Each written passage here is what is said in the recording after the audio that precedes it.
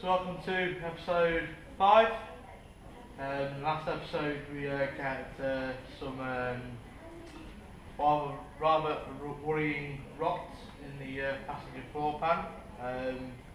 Hopefully we've got Joe coming today to come look at that, getting that welded. Joe's welded all my previous cars. He's had worse than that, so that's not going to be an issue for him, so just need to work out a time and date to get that to him. Just going to push the time scale back, probably around about 2, 3 or 4 weeks, but it's also going to take a large chunk of money out of the pot to go towards getting us ready for time attack. So I really want it done for the April round, which is a Cadwell, which is literally 15 minutes that way, so it's perfect, nice and local, not too far. But at this stage I don't think we're going to make it unless a large sum of money appears from somewhere. So we might have some time attack and miss this year, I don't know. It's a bit shit because that was the goal. I at least want to do one round. Cadwell was the one that's been round there, it's local. It just made sense for it to be that track rather than some track I've not been on. So yeah, so in today's episode we're going to take all the wiring out of the engine bay, get as much out of the engine bay as possible. Main thing is to get the fuel lines out, because where the welding needs to be done, it's right next to the fuel line. So we need to get fuel lines out, otherwise Joe, bless him, when he welds it, it's going to fucking burn to death if I don't. So let's get that done.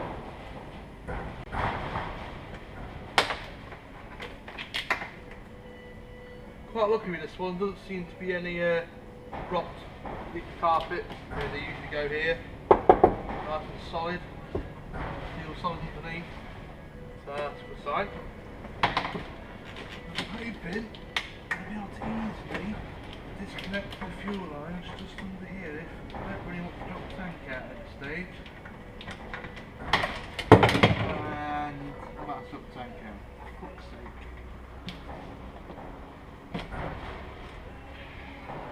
So before I take the cover off to take the fuel line out, I'm going to cover it with plus gas. It's a rusty bolt releasing agent basically. If you ever thought WD-40 takes rusty nuts and bolts off, you're completely wrong.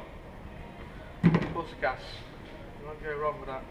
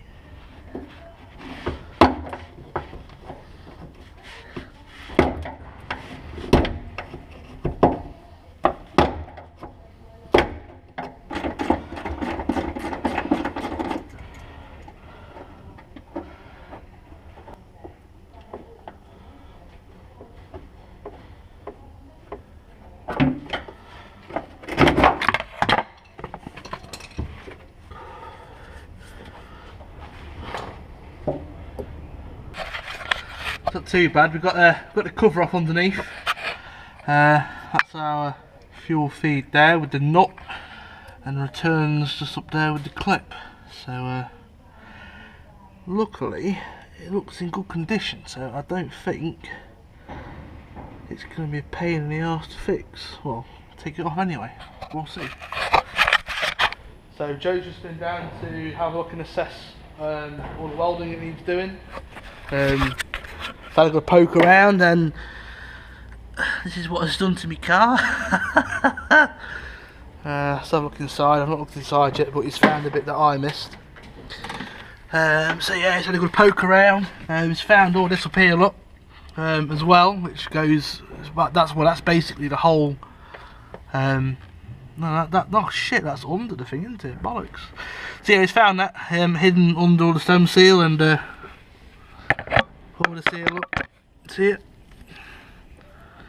Starting to come away, which is a bit worrying.